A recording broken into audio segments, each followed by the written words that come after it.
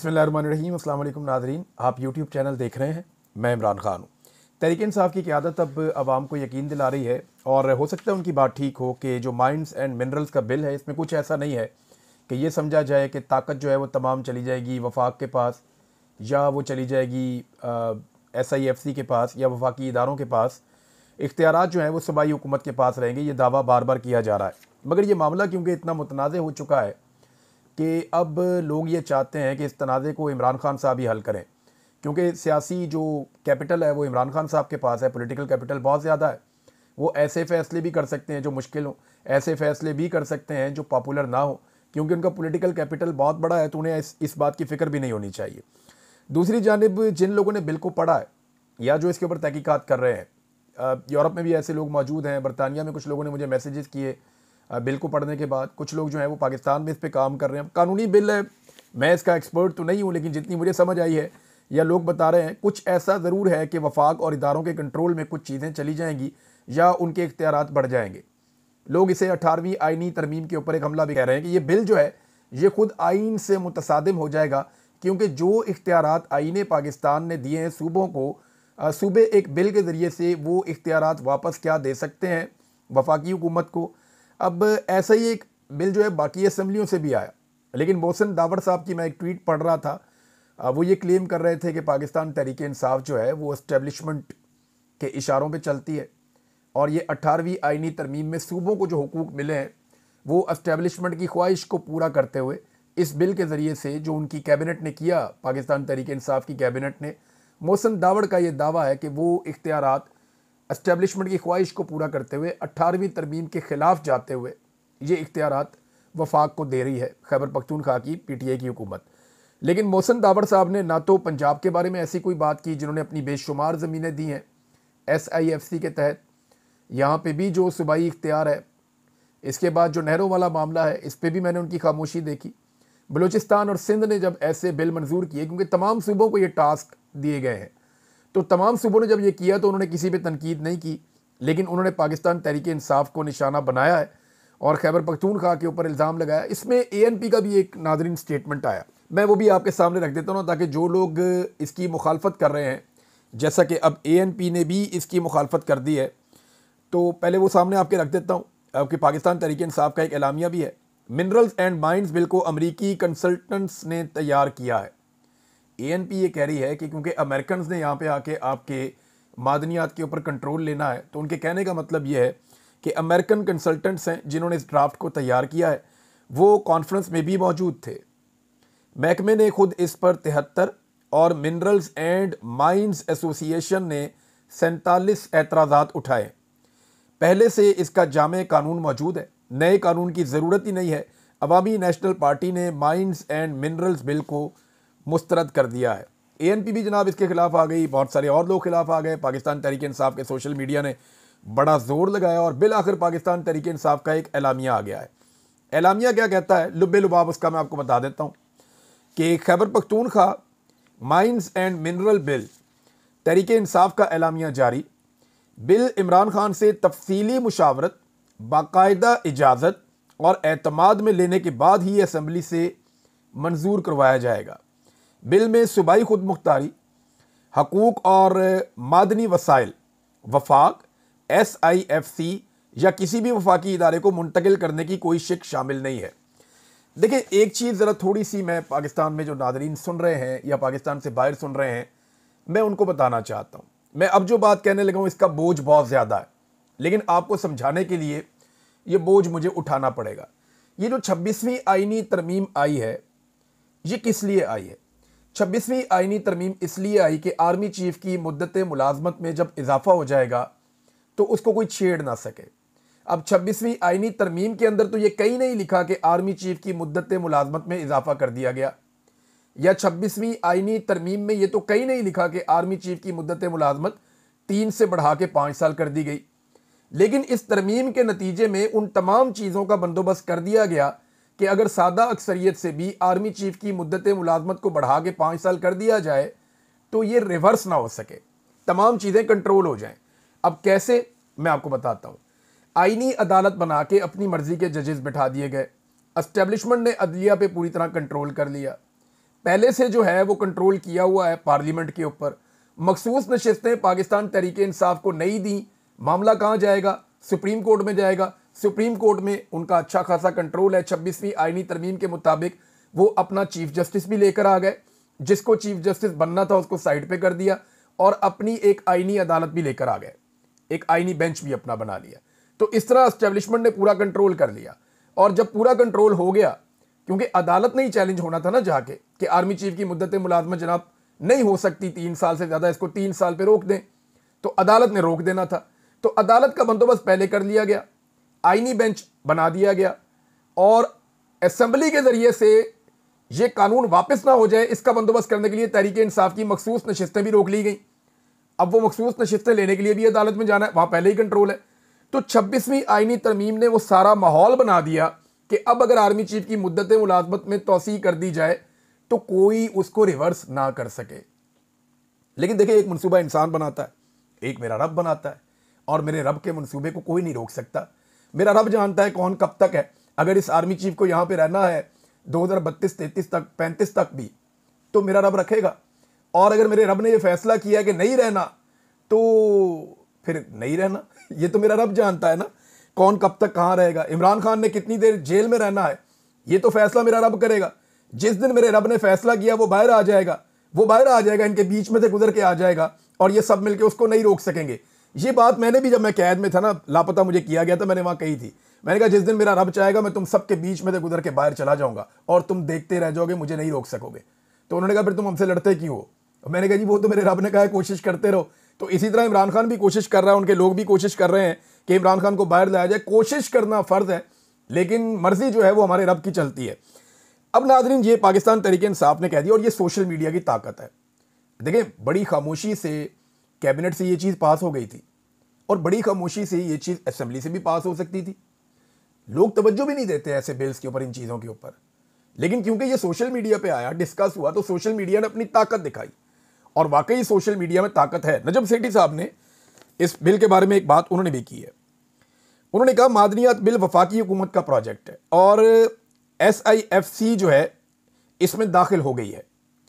अगर कोई बड़े ज़खायर निकले तो वफाकी हुकूमत कहेगी ऐते साढ़े ने कि ये जो वसाइल हैं, ये जो निकले हैं बड़े ज़खायर, ये हमारे हैं।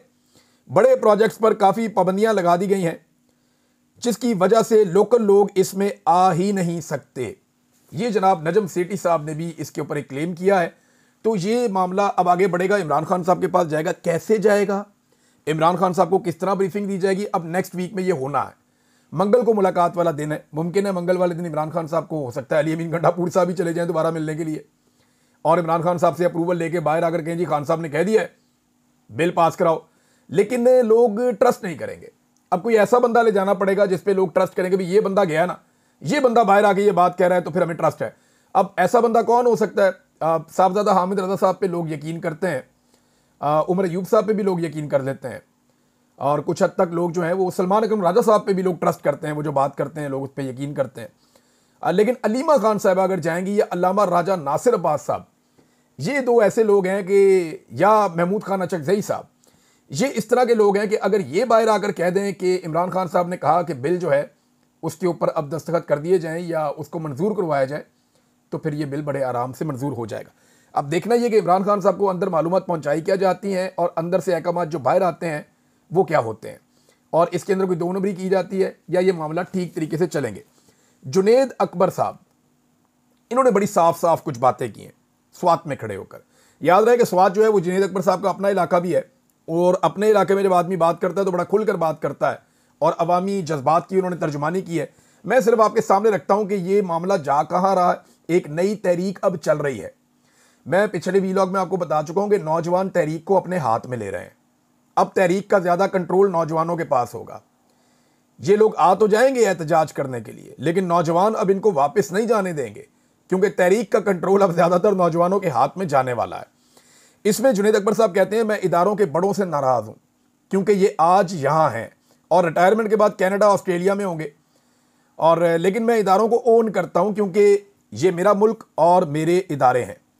इमरान खान 3 नस्लों का लीडर है। आप तो क्या, तुम्हारा बाप भी इमरान खान को ख़त्म नहीं कर सकता। जिस दिन हम दरमियान से हट गए और ये नौजवान हमारी जगह आ गए, तुम बर्दाश्त नहीं कर सकोगे। हम आपकी FIRs और जेलों पर थूकते हैं, ये भी कहा जुनैद अकबर साहब ने। हम इदारों के साथ बातचीत की ख्वाहिश रखते हैं, लेकिन इसे हरगिज़ हमारी कमज़ोरी मत समझो। हम सिर्फ क़यादत के हुक्म की वजह से पुरअमन हैं, वरना ये जो तुम 9 मई का ड्रामा करते हो, इस दफ़ा हम निकले तो आपको हम मज़म्मत के काबिल भी नहीं छोड़ेंगे। ये भी जुनैद अकबर साहब ने कहा। उसके बाद उन्होंने कहा कि एक पुरअमन एहतजाज पर गोलियां चलाकर भागने का ताना देने वालों, तारीख गवाह है कि कब कौन भागा और कैसे भागा। हमें मुताला पाकिस्तान ना पढ़ाएं, हमने वो मुताला पाकिस्तान पढ़ी है जो इमरान खान ने पढ़ाई है। जुनैद अकबर साहब ने काफ़ी सख्त तकरीर की है। मुराद सईद साहब ने भी कुछ स्टेटमेंट बोलेंगे। मुराद सईद साहब अब खुलकर सामने आए हैं और बड़ा शानदार उन्होंने एक ट्वीट भी किया है। और कई लोगों को पार्टी में भी मुराद सईद साहब से जलन महसूस होती है, ये मैं समझता हूँ इस बात को। और मेरी क्योंकि बातचीत होती रहती है मुख्तलिफ पॉलिटिकल पार्टी के लोगों से, यानी PTI के लोगों से भी होती है, PMLN के लोगों से भी होती है। हर पार्टी में ऐसा होता है, पीपल्स पार्टी में भी होता है कि एक प्रोफेशनल जेलसी होती है लीडर्स के बीच में कि वो आगे निकल रहा है, मैं पीछे रह गया हूँ, लोग उसको ज़्यादा प्यार करते हैं, या मेरा लीडर उसको ज़्यादा प्यार करता है, या वो मेरे से आगे कैसे जा सकता है, मेरे बाद आया। ये चीज़ें होती हैं। पाकिस्तान तहरीक-ए-इंसाफ में मुराद सईद से सारे तो खुश नहीं है ना, लेकिन सब पॉलिटिक्स में मेहनत करते हैं, तो मुराद सईद को अल्लाह ताला ने वो मुकाम दिया है जो बाकियों के पास नहीं है। अब मुराद सईद की जो ताकत है वो एक्चुअली वो नौजवान है जो इमरान खान के नज़रिए पे खड़े होकर मुराद सईद के साथ मिलकर एक लंबी जद्दोजहद करते रहे हैं, और इन लोगों ने अपनी जवानियाँ इस काम पे लगाई हैं। तो ये सारे अब एक्टिव हैं और यही मुराद सईद की असल ताकत है। मुराद सईद साहब ने क्या कहा, पहले मैं 2 जुमले उनके बताता हूँ, फिर उन्होंने एक ट्वीट किया है बाद में इस प्रोग्राम के बाद। उन्होंने कहा जी, गुज़िश्ता 3 दिन से अस्करी ज़राए TV पर ब्रेकिंग न्यूज़ की शक्ल में अपनी मासूम ख्वाहिश का इजहार कर रहे हैं कि पार्टी चेयरमैन और पार्टी ने इस पुरअमन तहरीक की तैयारियों और सोशल मीडिया से लाताल्लुकी का इजहार किया है। लगे रहो, फ़र्क महसूस हो रहा है, बताया था ना, फ़र्क तो महसूस होगा। आपने मैंडेट चुराया, लीडर को नाहक जेल में रखा, खूनी मिलिट्री तरमीम करके अदलिया को यरगमाल बनाया। आखिरी ऑप्शन अवामी एहतजाज था, लेकिन सामने से गोलियां मारी। हमारी ताकत अवाम है, आईन हमारा हथियार भी है और दिफा भी है। हम अपनी इस ताकत के साथ लड़ेंगे। हमारी जंग आईन की बहाली, इमरान खान की रिहाई के लिए है।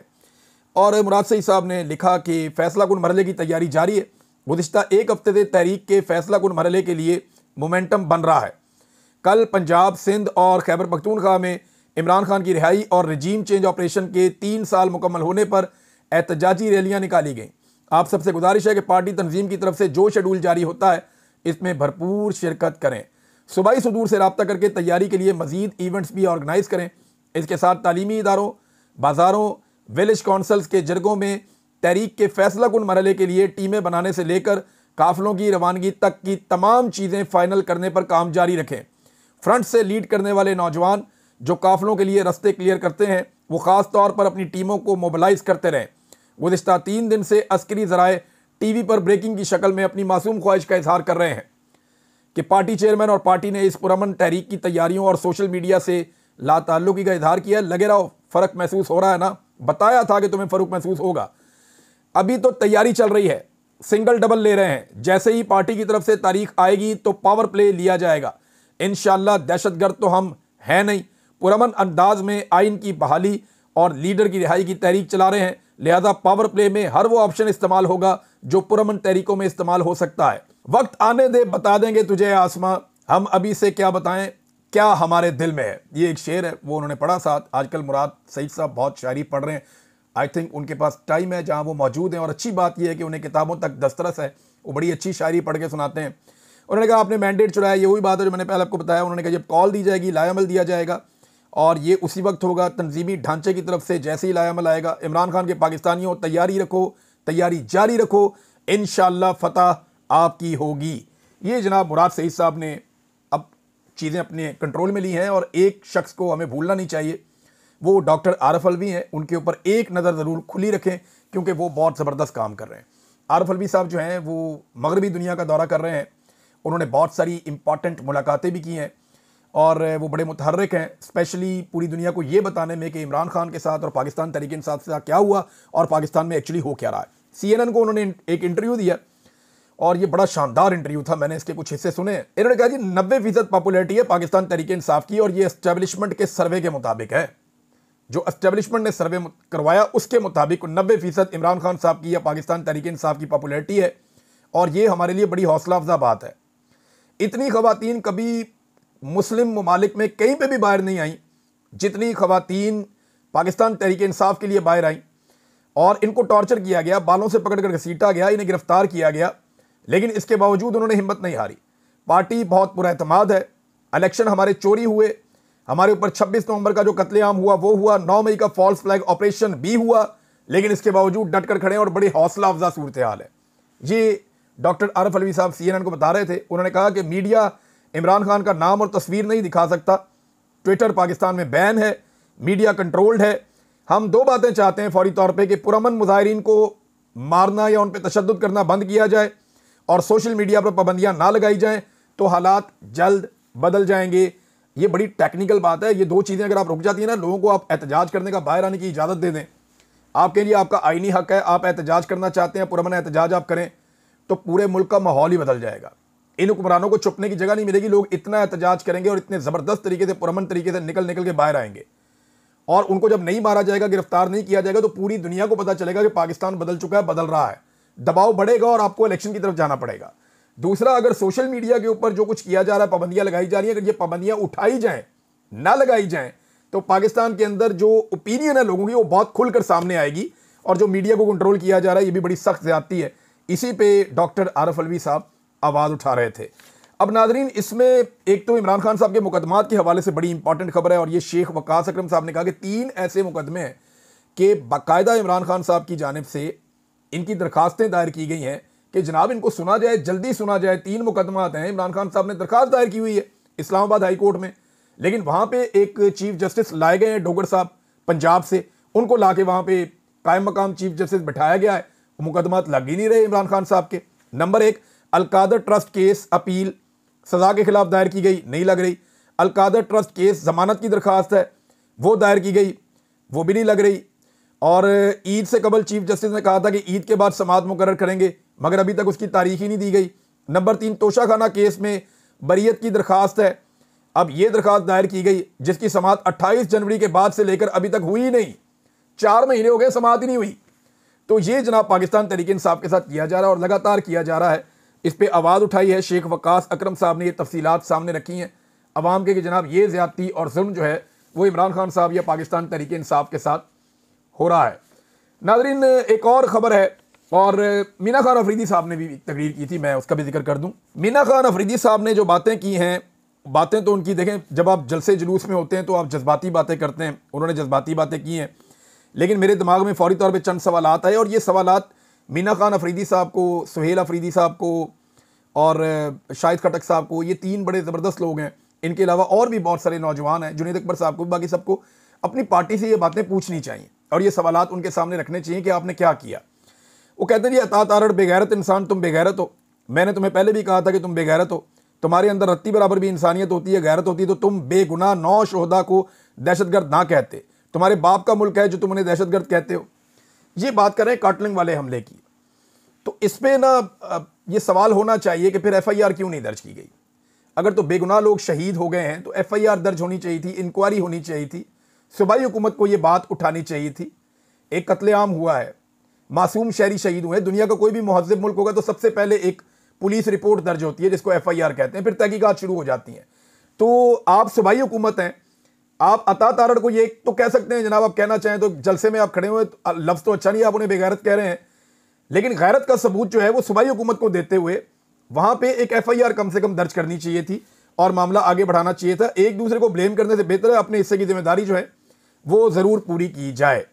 एक चीज़ और मैं आपके सामने रखना चाहता हूँ नाज़रीन, हमारे बहुत सारे दानिश्वर जो नवाज शरीफ साहब और जरदारी साहब जब हल्की फुल्की मुज़ाहमत करते थे या एक आधी तकरीर या छोटी मोटी कोई बात करते थे, तो हमारे दानिश्वर, हमारे बहुत सारे लोग उसको इनकलाब करार देते थे और कहते थे कि सिविलियन सुपरमेसी के लिए ये बहुत ज़रूरी है, फ़ौज के कब्ज़े से इस मुल्क को छुड़ाना पड़ेगा और ये एक जहाद है, एक जिद्दोजहद है, वो इसको ये करार देते थे। अब इमरान खान साहब जब एस्टेब्लिशमेंट के साथ उन्होंने टक्कर ली हुई है तो इमरान खान साहब को वही दानिश्वर सारे मशवरा क्या देते हैं, खान साहब अब एडजस्ट करें, डील करने का मशवरा देते हैं। अपने और अपने लोगों के मौक़िफ़ में लचक पैदा करने का मशवरा देते हैं। ये मुनाफ़िक़त नहीं है कि नवाज शरीफ साहब वही काम करें और सही तरह भी ना करें तो इनकलाब है, इमरान खान साहब वही काम करें और एस्टेब्लिशमेंट को मुसीबत डाल दें तो उनको कहते हैं जनाब आप ये ना करें, ये अच्छा नहीं है, आप एस्टेब्लिशमेंट के साथ चल लें। नवाज शरीफ साहब के दौर में एस्टेब्लिशमेंट विलन बन जाती है। इमरान खान साहब की जब दौर आता है अपोजिशन का और वो मुकाबला करते हैं तो एस्टेब्लिशमेंट के साथ ये मशवरे देते हैं कि जनाब उनके साथ डील कर लें। वजह यह है कि पाकिस्तान के दानिश्वर तबका सारा का सारा ये चाहता है कि एस्टेब्लिशमेंट और सियासतदान मिलकर चले, इसी में उनका काम और कारोबार चलता है। वो ये जानते हैं अच्छी तरह कि जब तक ये सारे रल के खाई जाएंगे तो इनके मुंह से जो नवाला ये खाएंगे, जो इनके मुंह से गिरेगा नीचे ज़मीन पे, हम कीड़े मकोड़े हैं, हमें भी मिल जाएगा। लेकिन जिस वक्त इनका खाना पीना बंद हो गया तो हम नीचे भूखे मर जाएंगे। मुझे तो ऐसा लगता है इनकी सोच से। नवाज शरीफ लड़े तो उसको कहते हैं जहाद है, इमरान खान लड़े तो उसे कहते हैं फसाद है। तो ये दोहरा मेयार है, मुनाफकत है। देखिए, मैं आज इस बात को मानता हूं कि जब इन्होंने वोट को इज्जत दो का बयानिया बनाया नवाज शरीफ ने और मरियम नवाज ने, तो बिल्कुल ठीक था, लोग उनके साथ खड़े हो गए थे और उस वक्त सबको इनका साथ देना चाहिए था। जिन लोगों ने नहीं दिया उन्होंने गलती की। लेकिन आज जब उन्होंने वो बयानिया बेच दिया और इमरान खान साहब उससे एक मजबूत बयानिया के ऊपर खड़े हैं हकीकी आज़ादी के, तो बहुत सारे लोग मुनाफिकत दिखा रहे हैं। ऐसा नहीं होना चाहिए। नाज़रीन, जैसे ही पता चला कि नवाज शरीफ साहब पहुंच रहे हैं बरतानिया, तो शायान अली का पोस्टर मेरी नज़रों में आया। वो फौरी तौर पे सोशल मीडिया पे गर्दिश करना शुरू हो गया और शायान अली साहब ने फिर से एहतजाज की कॉल दे दी है कि जनाब प्रोटेस्ट किया जाएगा नवाज शरीफ साहब के घर के बाहर, दोबारा से फिर वहाँ रौनक लग जाएगी। मियाँ साहब पूरी फैमिली लेकर जो बेलारूस गए हैं, इससे पहले वो कोई यूरोप के कई इधर उधर के टूर भी कर चुके हैं, अमेरिका भी जा चुके हैं। उन्हें समझ नहीं आ रही कि वो अपना पूरा टब्बर लेके जाएं कहाँ दुनिया में। वो जहाँ जाते हैं उन्हें पाकिस्तानी वहाँ पे टकरा जाते हैं। अब पूरा ख़ानदान लेकर वो बेलारूस गए, वहाँ जाके अब मुआहदे भी कर रहे हैं, MOUs हो रहे हैं। इन्होंने बेशुमार MOUs किए हैं। टके का पाकिस्तान को फ़ायदा नहीं हुआ। जब फ़ायदा हुआ इनके ख़ानदान को फ़ायदा हुआ। ये तुर्की जाते थे, बड़े ज़बरदस्त जप्पियाँ डालते थे उनके साथ, बाद में पता चलता था इनके अपने ख़ानदान ने वहाँ इन्वेस्टमेंट कर ली और वो खुद ही कारोबार कर रहे हैं। ये सऊदीया जाते थे, वहाँ जाके जप्पियाँ डालते थे उनके साथ, बाद में चला इन्होंने ज़ाती ताल्लुकात बना के वहाँ पे भी कारोबार शुरू कर दिया है। ये बरतानिया जाते थे, वहाँ जाके जप्पियाँ डालते थे उनके साथ, बाद में पता चला कि इनके ख़ानदान ने वहाँ पे भी कारोबार शुरू कर दिया है। ये इंडिया जाते थे, वहाँ जाके जप्पियाँ डालते थे उनके ख़ानदानों के साथ और उनके सियासतदानों के साथ, तो बाद में पता चला कि वहाँ पे भी कोई इनके बिजनेस रिलेशंस बनना शुरू हो गए हैं और इनकी फैक्ट्रियों में उनके बंदे काम करते हैं मुबैना तौर पर। अब जब सारी चीज़ें आप इकट्ठी करें तो अब ये बेलारूस के हैं, अल्लाह खैर करे, वहाँ पर ये पता नहीं क्या करेंगे। एक ख्वाहिश जो है वो बिलावल के बारे में, वज़ीर आज़म बनने के बारे में। गवर्नर पंजाब ने कहा कि बिलावल बहुत छोटी उम्र का वज़ीर आज़म होगा पाकिस्तान का, सबसे कम उम्र वज़ीर आज़म पाकिस्तान का बनेगा।